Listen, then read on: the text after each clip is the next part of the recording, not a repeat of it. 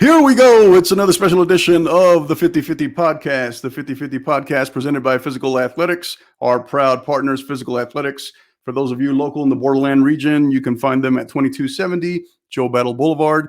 You can also find them on all social media platforms at Physical Athletic. That's FYZICAL Athletic, as well as on their website at physicalathletics.com. My next guest, I'm a very big fan of hers. You've heard me give her multiple shout outs. She's probably been one of the ones that has received the most shout outs on this show. Befriended her in a short amount of time. A big fan of her work. She is the assistant women's soccer coach and media coordinator and content producer at San Antonio L.E.E High School. All right, Coach Kylie Boswell. Coach Boswell, how are you? I'm good. How are you? I am great. Excited to finally have you here. Yeah. How's it feel? We've talked about this for a while. We wanted to have you on here for a very specific topic. How's it feel to be here? I feel like I've kind of dubbed myself the PR queen. So I felt like it was a long time coming. Like no matter what, I was going to be on the show. So, it just feels like it's a long time coming. Absolutely. Well said. Well said. So in today's show, what we are going to cover is a very specific topic, a topic that's growing. It's a growing trend. It's been growing for, you can easily argue, in the range of 5 to 6, 7, 8 years. It's really taken off, especially over the last few years, and it's something that is becoming more vital for the growth of programs as more programs are realizing that. So, and what we're going to cover is the transformational positive power of social media and what it can do in terms of being able to propel a program. So, Coach, before we really dive into that, because that's a lot of moving parts there, Yeah. Tell us a little bit about yourself, your coach, and your coaching background.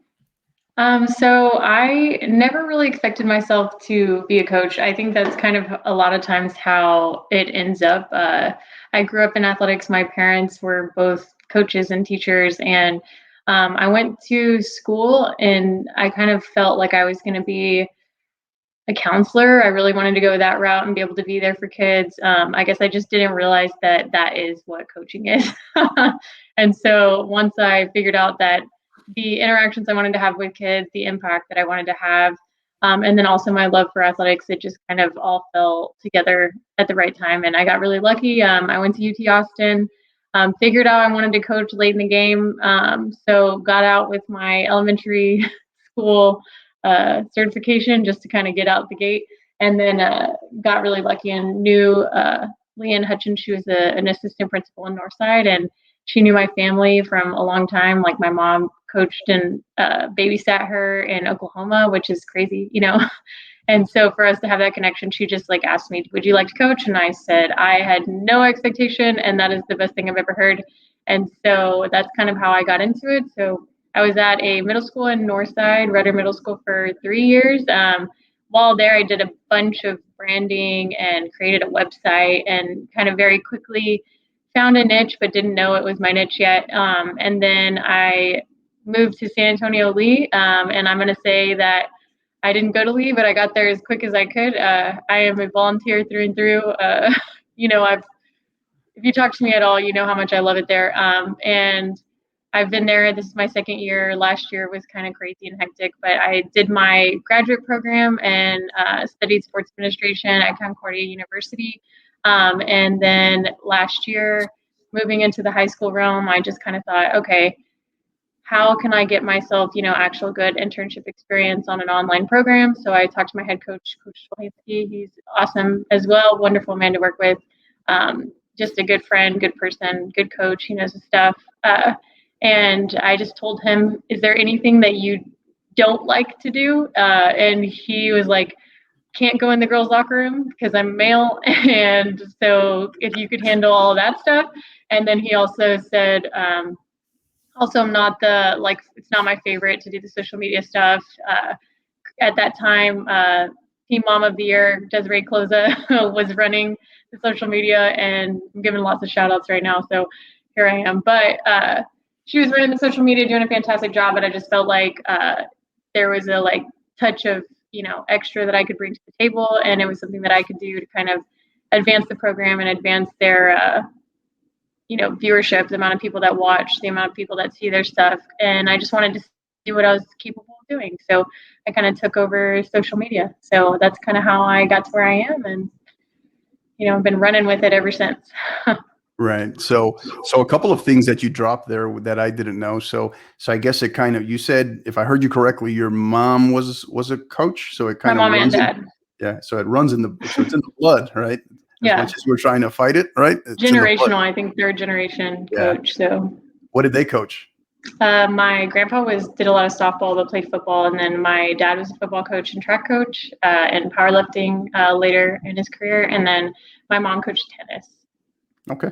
That's good. Yeah. That's awesome. It's always great to have that in the bloodline in the family. That's Yeah, great. I think it just is very natural, like just to be around the environment. It almost feels like home, like the community that I never really felt like I had once you graduate from high school. You kind of feel like you're a small fish in a very large pond. And not that I feel like a large fish now. It's just that, you find your space and your people, and it's being in athletics is just like finding a family. Right. Right. Yeah. And, and kind of a side note, when I was doing my master's also in sports management and admin, one of my big projects uh, was research. It was a big project on families where multi-generational coaches. So really Oh, fascinating. interesting. We haven't Yeah, ever talked about this. yeah, really fascinating stuff. So, all right. So you covered a little bit how you got started, how you ended up in your role right now as social media coordinator and then content producer. And you've been in those roles now for how long exactly? So I've been running Soccer Balls, which is our girls' account, since about November of last year. And then I started making content and stuff that I would share for the boys program, like signing day and all of that, from our Soccer Balls account. But this season, I had a couple parents to reach out to Coach Rogers, and they're just kind of, inquiring about like what we do differently on our social media. And one thing I'll say about L.E.E soccer is that it's a family. It's this super loyal, super awesome group of kids and people and alumni and professionals. And I feel like Coach Rogers is at every single one of our games, and we were at every single one of their games. And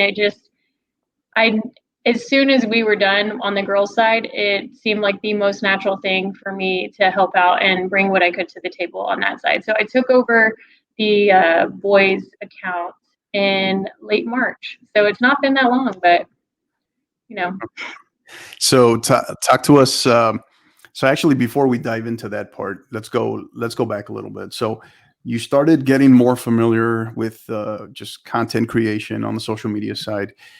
What, from when you first started, and maybe over the first couple of months to maybe to now, what did you notice? What did you notice was needed the most? Both maybe there at Lee, but also just in general when you were first diving into it. Maybe within the high school game also. Sorry. I feel like there's this huge market for it. And I've talked to other friends that worked in the private school area, and they would be paying people for this type of, content or, just work, to have the ability to like push the kids and push the athletes and get them noticed, and I feel like especially since COVID, and everybody kind of moving to online format, so many more people are more comfortable with it. So a lot of times, like I felt prior, it was needed, but some people, there was a niche for it, and some people were into it, and some people really didn't care at all. But athletic programs in colleges brand themselves like crazy, and part of how they even get athletes interested is what they produce, because especially you're thinking they're not going to play every small school game or like D2, and nothing against D2, but they're just not getting the same type of TV time that like these large D1 programs are getting. And so a lot of what they do is just reach out and recruit and talk and see videos and post and make themselves like known on social media. And so when I was looking at our program, I felt like we had these kids that were doing so much wonderful stuff, and they were playing so well, just at another level. And for me to have never even heard of them, and I lived in the same town. Like I didn't know San Antonio Lee was a soccer powerhouse, and I lived in town. So, Yeah. and I know I was newer to the San Antonio area, but I feel like there was just a need for exposure, a need for, content to be created and pushed. It's crazy to me to think that, 2 years ago when Lee boys lost in the state final, I didn't even know that, because it was just not being posted in an area that I would see it. And at this point, I know for a fact that that has changed. So Absolutely. So talk to us, so again, um, you were along for the ride as content creator and supporter there, over the last several weeks. And again, congratulations to the boys program, Coach Rogers, which we already had on here. I know you were part of that, um, on that state title, and also number one rankings in multiple respectable polls, number one ranking in the nation, that is. But so you were along for that journey, that magical ride during the state playoffs for the boys. Um, Talk to us about how on the social media side and the content that you were creating. Talk to us about that journey from your perspective, as it kind of coincided or paralleled with the success they were experiencing on the field. I was watching and looking at their social media, and that very often they would post like, won our game 4-0, on to the next one, refuse to lose. And it would just be text, and it would get, an absurd amount of like retweets and likes. And I think the potential and the growth that I saw on that account is 100% due to how amazing those boys played, and how, awesome the story of their redemption and all of it. Like, people wanted the Cinderella story. They wanted to follow, they wanted to see the content. So I think it was really easy to create, some huge and impactful like content for that page because of that. But even from the beginning of playoffs, I kind of created my content that I was creating, I tried to create like a theme and almost like a journey. And so if you'll notice, even in the picture in the background of this podcast that we're talking on right now, there's actually 6 photos behind the main image. And I pulled, the Vols win photos from, post game, and put it all together, because really, it was a journey. So every Vols win, I would post, a team photo of them, and you'll see them in the background. But I put it all together because it was just not one win that got them there. It was the entire journey. It was all 6 of these, like hard games, and especially like those huge games like Lake Travis, where we're in PKs. And I remember like texting you, I don't ever want to do that ever again. It was so stressful. But it was just really fun too. And I think the guys were really, really into it. And just to see, like, I have some stats here written out, because this is who I am as a person. But over there, for our listeners here, we're brace yourself. We're about to nerd out here. So about to nerd out. But even just thinking about when I took over, so during the playoffs for that account, we had 290 new followers, which is insane. So we went from, just breaking like 710 followers to busting over 1,000 during playoffs, which I was just so excited about, to kind of see the growth that was possible. We had over 73,000 profile visits. So this is like people just coming to our page to look at the things that we're doing. So that's insane. Just to say the least. We had over 1,000 mentions. So people saying like L.E.E ball soccer, just crazy stuff. And then finally, like, culminating in during the playoffs, we had 973,000 tweet impressions, which means people saw our tweets almost 1 million times during the playoffs, which is just absolutely insane. Again, I'm nerding out over it, because I sat down just to kind of see what it would look like, and to think that, I was looking at even analytics from the beginning of the season, and just seeing them excel so well and bring all that wonderful attention to themselves. The entire city was backing them. The mayor was backing them. Just such cool connections that you can make and impressions that you can make. And I like would hope to think that me not knowing they lost in the state final 2 years ago would make up for the 973,000 impressions that I got them this, during this round. So I think maybe I would know at this point if I wasn't with them. Right. So, tell, we have a lot of coaches here listening, and they're kind of saying, it's like, okay, we just nerded out on all these analytics, right? These numbers. So what does that mean, right? So we talk about how that positive, that oftentimes social media, people are quick to rattle off 5, 6, 10 negative reasons, but that positive power and how it can be transformational and propel a program. What does that mean? Give us a little insight as to those numbers. What does that mean for the new coach that's kind of like a bit hesitant, maybe a little intimidated? What is that? I mean, yeah. I think it's the difference between a kid getting a scholarship and a kid not getting noticed. And I don't want to say that it's like so heavily influential, but just think like in a world where we can't get to you, if we can see you in some way and we can see the like power of your brand. So like thinking about L.E.E soccer and the logo and what you think of and what you see when you see all of that. Think about those kids that maybe couldn't go, D1, they weren't noticed right away. But they're really interested in playing at the next level.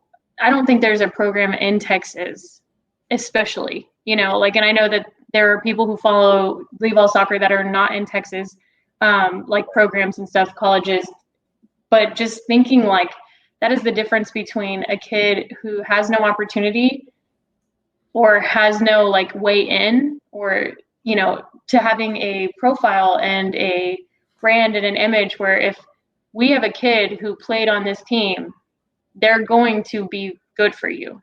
Like as a coach, if I'm in the next level and I know how they're able to play and I can see their successes, then, hey, if they're on a state championship team, they can't be that bad, and it just kind of like makes you think about them in a different way. It makes you think about, just puts a little like, hey, Coach Rogers, do you maybe have a kid who, would be D2, D3 or NAIA level that, wasn't originally recruited or even was originally was heavily recruited.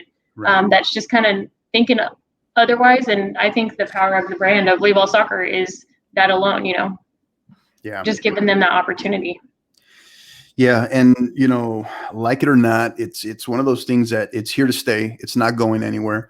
And in terms of our charge as coaches and developing student athletes on and off the field, a big part of our charge is advocating, right? Advocating and showcasing our schools, our student athletes, that brand, right? So, this is where that transformational power, that positive power, where it can come from. And for those who think that maybe it's not true, I mean, you're experiencing it, right? You're seeing it firsthand. That's what those numbers are all about, right? So, and even like thinking about, we're in a constant battle, even with private schools, even with funding, at the state and national level, where people are trying to choose, where their funding is going. And as public schools, I feel like we have to push our brand even harder. Like there might be kids in Castle Hills, which is where we're located, that their parents didn't want them to go to public school because they didn't really feel like, it had their best interests and they weren't going to get what they needed there.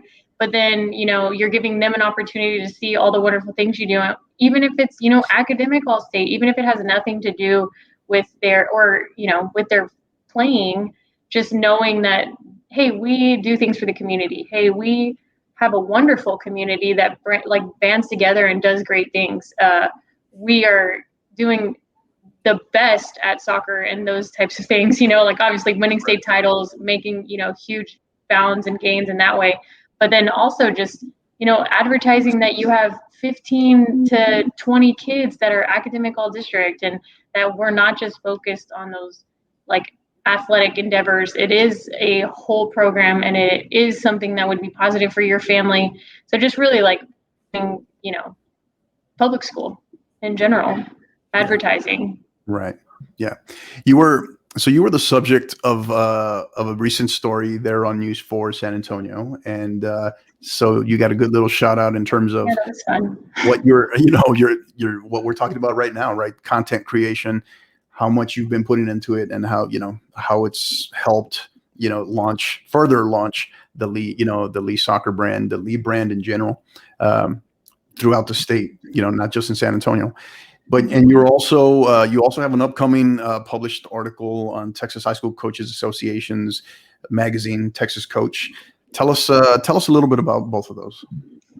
So yeah, that was really fun to talk to Chase Shannon. He's at Fox 29, I think is Channel 4. Yeah, but he was wonderful to talk to. We sat with Coach Cloza, and Chase Shannon and I sat and just talked about how I spend hours a week doing this type of stuff. And I mean, even this logo that you're seeing behind, like just thinking about even the fact that I put all of this journey together in this final photo. So just creating it is one thing, but just conceptualizing and thinking about and coming up with ideas and trying my best to figure out like ways to, put it all together and making meaningful content, it's going to take forever. And it does take quite a bit of my time, depending on times of year. It's, 20, Yeah. 30 hours a week, Right. just, on content, which is insane. But again, I think our kids deserve it, and I really love to do it. And I think it's a fun thing for me. I think like I would love to do this. And I think there's a missing key to high schools right now and high school programs, that it's almost like some programs have it. I know I grew up in Weslaco, Texas, and we have this wonderful TV station called KWS, and they do content and they stream everything, and they, come up with the banners and the game photos and just everything that I've been doing by myself. Right. We had this entire, TV channel growing up that did it. And I'm not going to age myself here, but this was, over a decade ago, I was in a school district that was doing this. So I think that it should be a priority for every school district at this point, especially the way that, we're kind of competing and trying to keep kids in public education. Well, this needs to be part of our funding, and I think that having someone on the campus level, and having programs on the campus level where, kids can get real life experience, working on content and working with programs, even in like a job type setting, having teachers that teach this type of thing, advanced journalism, and because really it is the way of the world, and that's where everything's kind of moving. So I think it's just a huge, huge way to advertise your schools and your programs, and all the good things you do. And to segue into the article, I'm pretty excited about it. So if anybody's watching this and you get an extra copy, save it for me, because I want to give it to my dad. But the Texas High School Coaches Association magazine, they kind of sent like a general probe to the district, and we're like, if anybody would want to write an article about like social media tips or anything like that. And I kind of was like, well, if anyone were to write that, I think I might be pretty good, a pretty good resource. I don't really consider myself an expert, but I'm getting to the point where who is an expert if not me, if I'm spending so much time doing it. So I wrote an article, and it's just like tips started on your social media accounts and kind of keeping it manageable and pushing your branding, and how it's such a wonderful way to kind of push the amazing things that your program is doing, so that, like I was kind of harping on a second ago, it's just a huge marketing tool. Like if you want kids in your program and you want, kids staying in public education, then we really need to push, posting positive things about our kids, and kind of keeping families interested and keeping families happy, with the production of our schools. Because I think no matter what, even if you don't see it, wonderful things are happening at every public school in the nation. But if you don't see it anywhere, then it is really hard to justify, that it's happening. And I think that's kind of the fight that we're kind of facing right now as public educators. So really just pushing like, hey, if I'm doing great things, then people need to see it. And if it's not even the best content ever, that's totally fine. But, posting a picture of your kids doing wonderful things is going to find the community. And I think that's just the biggest thing with social media, is that it's a free marketing tool.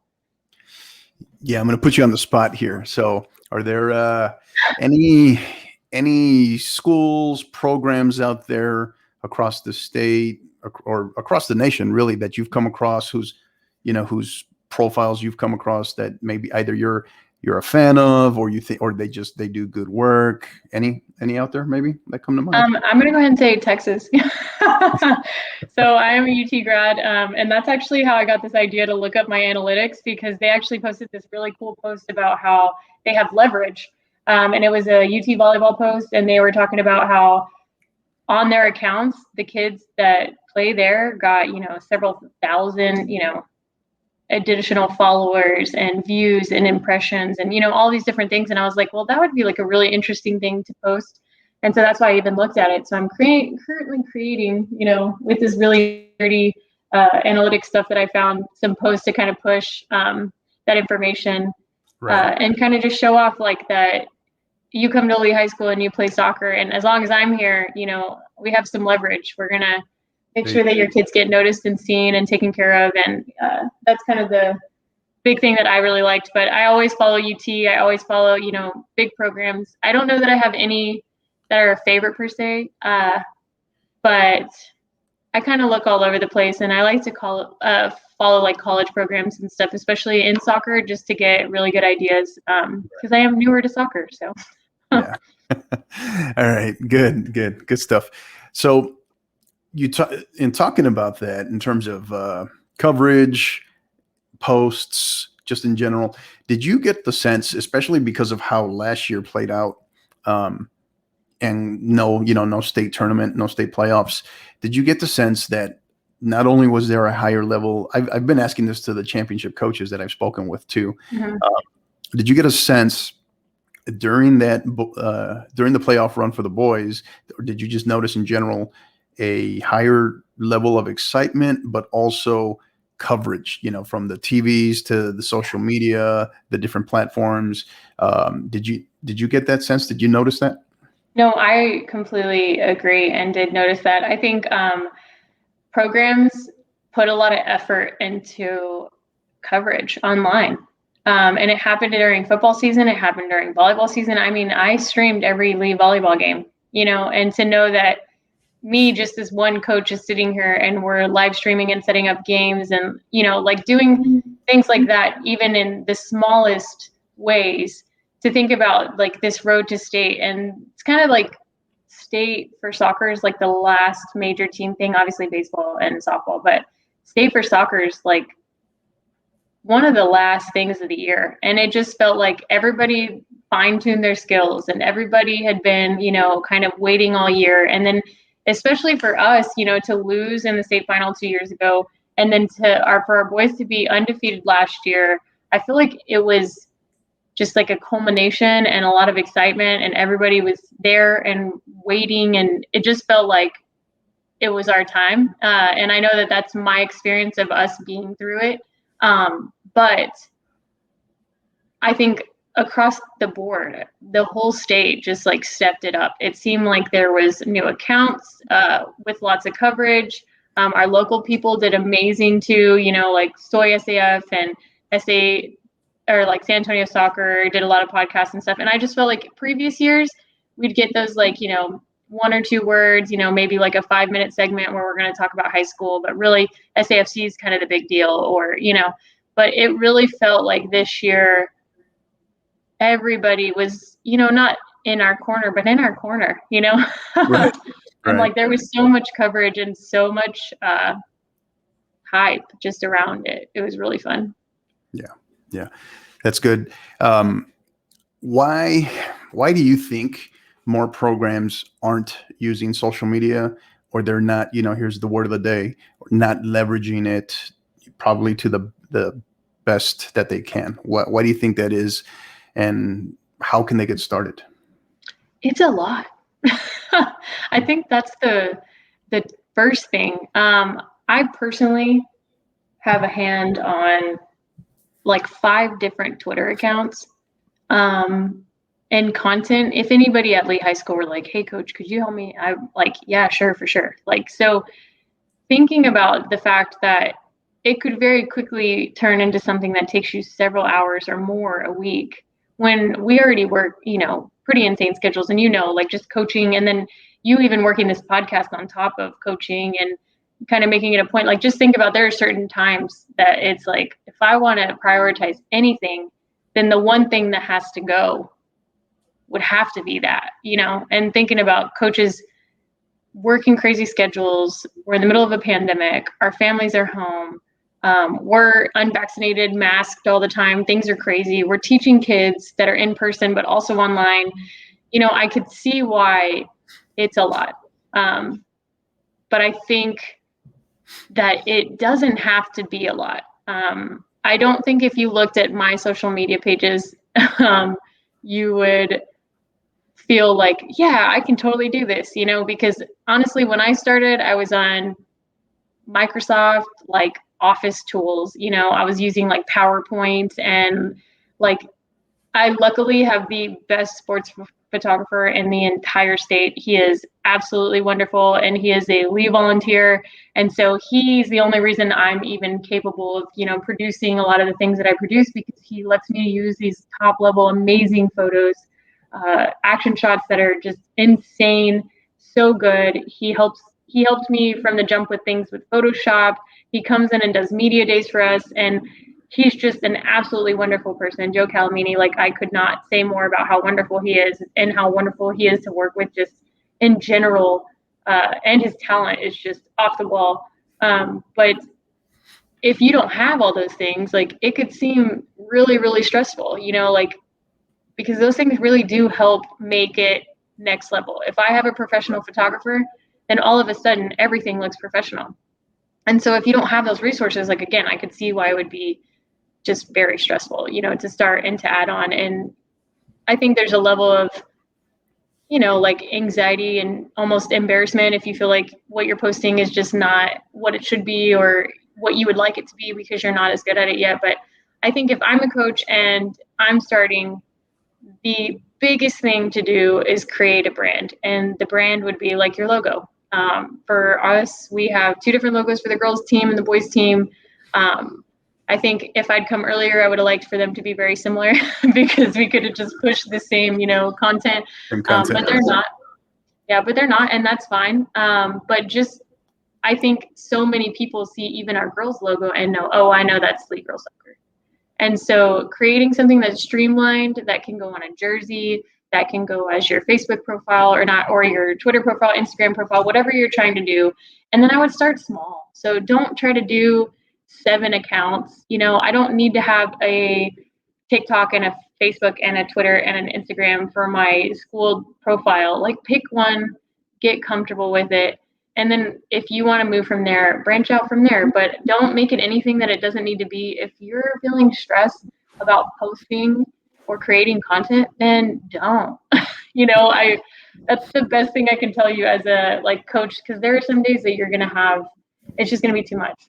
And there's going to be some losses that you're like, I just can't post anything right now because there's nothing nice.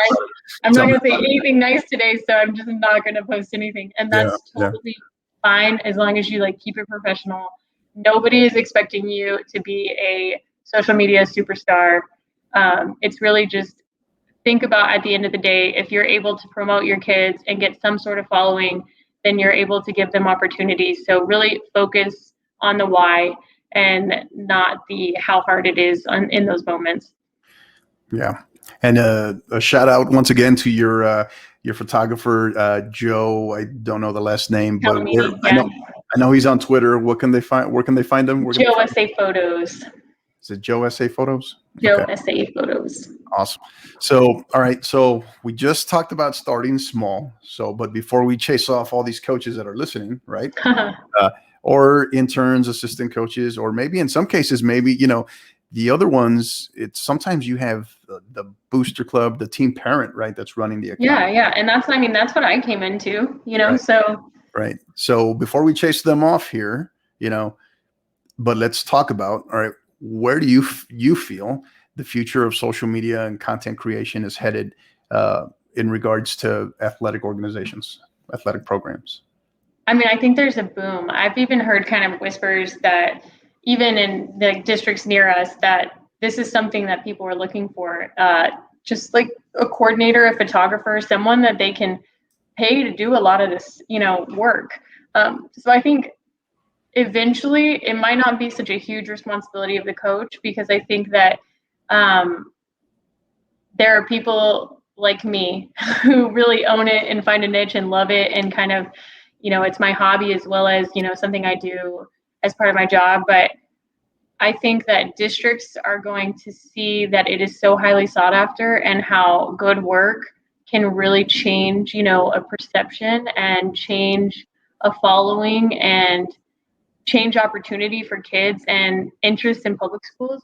And I think there is going to be a large push to create some type of media department, or some type of athletic media department, because most school districts have a media department, but their job is to cover, the whole district. Even in Northeast, we have, a wonderful media department who I sent a lot of information to during playoffs. But to that extent, like, they're still covering so much. And I think athletics needs to have its own person. And I've heard from, athletic coordinators and across the state, even in East Texas, we have some, I have some friends who are 80s and out in that direction. And they're like, we would hire someone to do that. So I think Absolutely. That, we're pushing into a realm where it's going to be a job, for someone in public schooling, where their job is to push this, like athletic media, to kind of get those kids that attention. Yeah, it's starting to already become a need, and you don't, it's really easy to pass it off as not a need, more of a want, until you can see, there's that word again, that transformational effect, right? That's what you're talking about. Yeah. So we've talked about, certain keywords that keep coming up: branding, leverage, and starting small, right? Before you get inundated. With that said, as we start to transition here, Coach, what can we expect from you in the coming months or next year? Any projects, any ideas, any thoughts? You don't have to give all the details, but just. Well, I think I'm going to start selling to Canva for some extra money, because I actually do a lot of my content on Canva. And so I've had coaches reach out to me like, what do you do? And it's like, first of all, I am nothing without Joe Calmini. So again, I know that I do have like kind of an eye for like that design and stuff, but most of the stuff that I make online, I create, myself. I'll get on websites like Canva, and I have these wonderful images that I've been given from that I've been able to use by Joe. And so then I create, different types of formats, and I'm trying to think of the right word for it. I can't think of it. Hold on, let me check Canva. Give me 5 seconds. Templates, there we go, bingo. So selling my own templates to Canva, because I think there's a large market for it, and I think a lot of coaches would be interested in having, so maybe I'm not spending so much time on the content, and I can, use the template, make it my colors, and kind of put my words in that information. So I think that's something that I might start doing. I think eventually I would love for this to be my job. Like, I don't have any plans on leaving Lee High School. It is my favorite place I've ever been in education. But if I were to have an opportunity to do athletic media for a living, I think that would be something that would just be straight up my alley. I found my niche, and I think that it's a wonderful thing, and I really enjoy it, and I like creating content. So for that to be my job would just be awesome. Currently, if anything, I'm kind of preparing already for next year. I've talked with Joe, and he was like, I don't know how you're going to do it with all of the sports we're going to be working on. So even for volleyball and the other sport I coach, just working on content all summer, just to make sure that I'm ready to go. But I think I could see myself doing this full time. It is something I really enjoy. I've even talked to Joe about if we were, kind of team up and do something really cool. But honestly, I just feel like I got out of that point where I'm drowning in the school year. So I don't have a ton of plans yet, but. Well, nothing wrong with that. You gotta recharge the batteries as well. Yeah, exactly. So, but I'm glad to. I'm glad to hear you got some stuff on the horizon. That's exactly why I asked. So, Coach, this has been great. I know you're going to stick around with us for our next segment, our counterattack segment, where we get to pick on you and ask you just off the wall random questions. So, for our listeners, don't go anywhere. We'll be right back with Coach Boswell.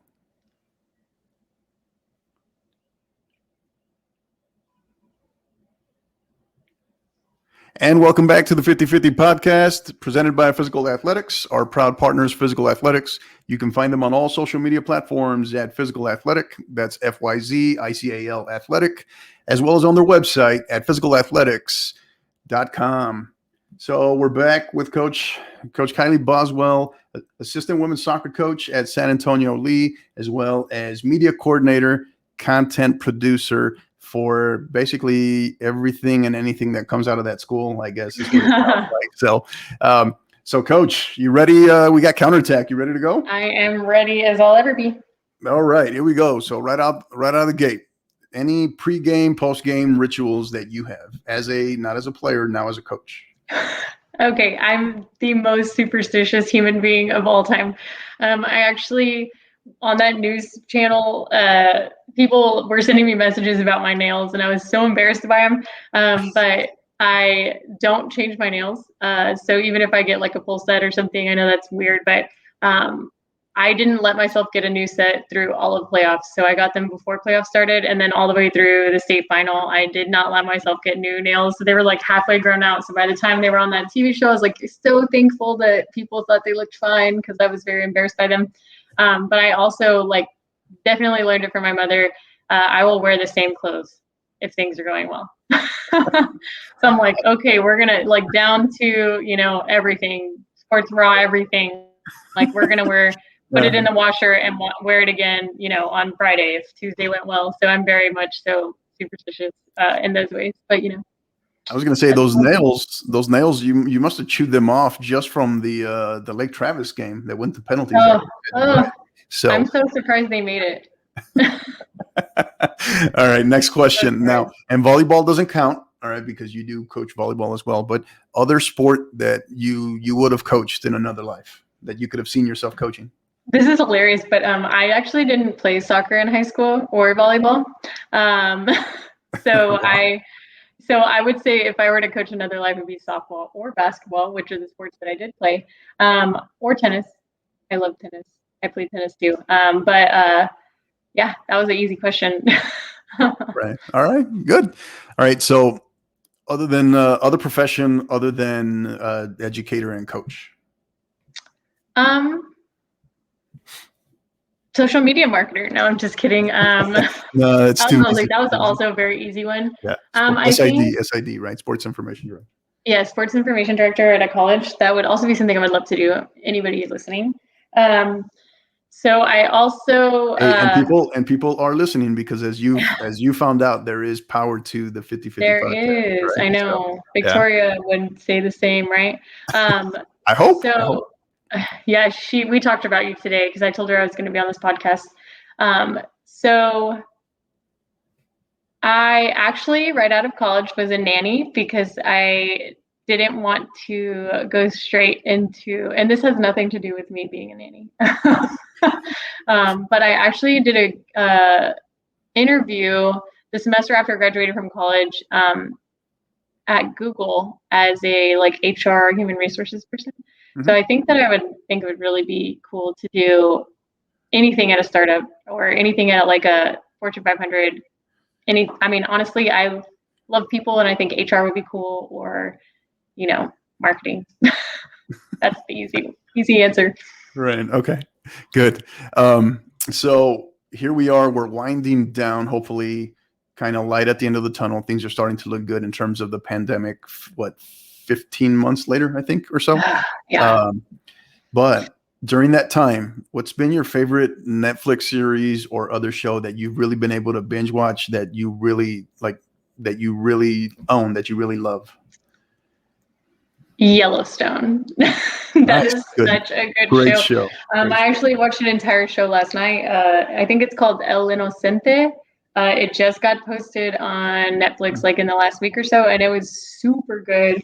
I watch a lot of TV, binge I've binge watched probably, every TV show there ever was. Handmaid's Tale was so cool. Also, I know Coach Stolhansky talked about Yeah, he talked the about chess one. the No, he talked British. about the chess one. Yeah, the British one. What was it? I can't remember. I can't recall the name though. Can't recall the name, but yeah, he I talked. also loved that show. I think I told him to watch it. So I think Yellowstone was the most bingeable show that I've watched over quarantine, and it was really good. So I would say Yellowstone. Yeah. Definitely everyone should watch that show. Worth the $30 on Amazon. Yeah. Just wrapped up. I actually just wrapped up watching, because I know the new season I think comes out in like July, I think. So I just wrapped up the last 2 episodes of season 3 a couple of weeks ago. So yeah.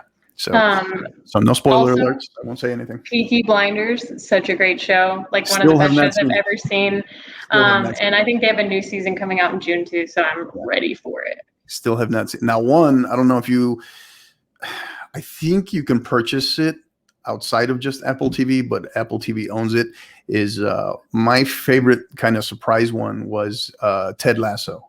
I knew you were going to say that. Yeah. I've actually never seen that show, but so many people have told me they've watched it more than once and that I would absolutely love it. So I should probably get on that. Yeah, it was great just because it just surprised so many people. It surprised me because it started as a joke, as a commercial about 6-7 years ago. And so it was kind of low expectations, just kind of haha. And it turned into this series that it actually has heart, it has some serious heart to it. So it's really good. All right. I like Jason Sudeikis. He's great. Yeah. So let's see what you got here. Favorite and least favorite soccer team. You can't say leave ball. Favorite. So I think my least favorite soccer team, I can't say on here because Northeast. Yeah, that one always gets rattled. You can tell me offline. Yeah, I'll tell you. I think I probably already have. Least favorite soccer team. I don't know that I have a least favorite soccer team. I'm kind of newer to the soccer world, so I really love to watch soccer. I don't have a lot of preference though, and I wasn't really raised to have a lot of preference because I didn't watch soccer growing up. And I think my favorite soccer team is,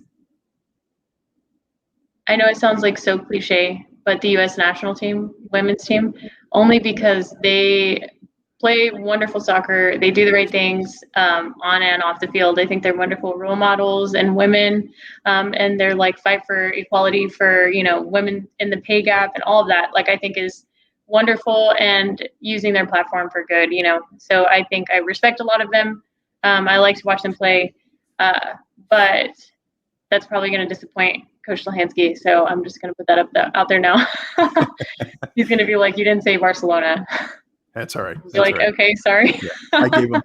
I gave him grief over that. That's way too simple, way too easy to say. Yeah. All right.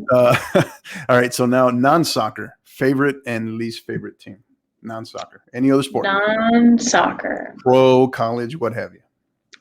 I'm going to tell you that it's 8:59 p.m. and OU sucks. There you go. So OU definitely still sucks. So I'm born and raised to hate them. So we'll just say that. Yeah. And my favorite team has to be UT. So anything that they do, just my alma mater. I had friends play football there, so I think it's easy to love them, and I've had a lot of experience and always easy to cheer them on. So. Gotcha. Awesome. I knew you were a solid woman of character. Good choice. Good choice. All right. Yeah. So any hidden talent, secret talent, anything that very few people may know about you? Hidden talent? I'm really good at embroidery. I also can do calligraphy and hand artwork. I can sew. I got married last summer and taught myself how to do all of it. So I can leather stamp. I can embroider. I did all of the embroidery on bridesmaid shirts and stuff myself. So yeah, I think that would be my secret talent, is that I can do a lot of things design wise. So even, in different formats. Sweet. I don't know. You might have just answered this next question. We'll see. But hobby you took up or you discovered during the pandemic? That is probably it. Yeah. I taught myself how to do a lot of things because I feel like you can save a lot of money when you're wedding planning and doing stuff for your wedding. So I think embroidery would probably be it. It's one of my favorite things to do now. So like if I have friends that are, having a new baby or, you know, just babies that I like, like I will kind of create little fun shirts for them. So I think embroidery, like hand embroidery would be the thing that I learned. Okay. Funniest moment you can recall in practice or in a game that you can share. Okay. So this is going to be not to like put anybody on the spot, but we had a JV practice when we were still virtual, and I won't say any names not to embarrass anyone, but and we were doing sprints outside where we were asking them to like set out cones, at certain yard lengths apart, and we were doing, just basically sprint workouts where we were having them do circuits and everything. And Coach Solhansky and I were on a Zoom call, and we had a student who couldn't go outside. Her family like just didn't want her to go out into their like apartment complex area. And so we were telling them to go, and we had this even like buzzer thing that would tell them to take off. And she was just running around her, apartment living room. And so it was just the funniest thing to sit there on the Zoom call and watch her just kind of run across the apartment and then come back into the screen and then run across the apartment. And it was just her in her living room. And it was the funniest thing ever because we also were done running and we'd be like, hey, you can stop because she was still just, continuing to run. And like, honestly, kudos to her for trying and, making it work inside. But it was just the funniest thing to sit there and be like, what? Wow. Yeah. That's Yeah. some of the many stories that'll come out of this pandemic, the virtual Mm-hmm. stuff. Dog or cat person and why? I would say dog person. We do have 2 dogs and a cat, but I just think dogs are fun. They're I have a wiener dog. He's really fun. He likes to snuggle. And I just think the way that they're so willing to be around you at all times, even your highs and lows, they just like want to hang out. They're very loyal. So I think that's why they're my favorite. Yeah. Yeah. That's awesome. All right. So final question, coach. All right. This is the one that I ask everybody. Okay. So, few months down the road or a few weeks from now, what have you, we're kind of in the clear out of the pandemic. Things are back to what is normal or our new normal. Everybody's coming over, your parents, family from out of town, what have you, Sunday dinner, and you're the chef. Mm-hmm. What are you cooking? Cooking. Um, I wouldn't be. That's the first Sound answer like to I that just question. stumped you on that one. Um, the cooking would not happen by me. I might be the drink specialist, the mixologist. That's more my thing. But I feel like we would probably be having stuff off the grill if we're having a lot of people over. We have a really nice electric smoker. And my father-in-law made some really awesome like seasoning, like the dry rub that you could put on like chicken or meat or whatever that you could put over, put on it overnight and let it kind of soak up. And then we have a really great smoker. So usually if we have a bunch of people over, obviously when I say usually, I mean years from today prior, we would always have barbecues and have, smoked meat and stuff from our smoker. Great. That's great. She is Coach Kylie Boswell, assistant women's soccer coach at San Antonio L.E.E High School, as well as media coordinator and producer for multiple athletic programs there at L.E.E High School. Coach, this has been tremendous. We want to thank you. But before we go, we just wanted to kind of put the ball back in your court, see if any final words or thoughts that you wanted to share with everybody. One, just thanks for having me. I think it's really fun that, my work was noticed and that, that I have people that, are just kind of following along and watching what we do. I think it's a like honor to have a following because really they're earned. When you have followers, it really is like a relationship and you earn their follow. So I think one, thank you for everybody that with all of the support that we got, especially through the playoff run and the state championship. It was so much fun to, be a part of that and to help produce and push their brand. And if you're a coach that's kind of worried or stressed about, starting social media, uh, my Twitter has been kind of posted on here pretty consistently. Come send me a message and I can help you get started if that's something you want to do. That's great. Well said. Perfectly said. Thank you again, Coach Boswell. We appreciate having you. I know this seems like it was like months in the making, but it was great. Great that we were able to finally get you on. And for our listeners, again, coaches out there, we talked about this very special topic for this episode, just that transformational positive power that social media can have on a program. So start small, but remember branding. All right. And be consistent. I think that's the big thing. That's the hardest thing, just like in life, to be consistent. So Coach Boswell, thank you again. And Thank you. that's going to do it for this week's show. So for our listeners, same as always, keep downloading and keep listening.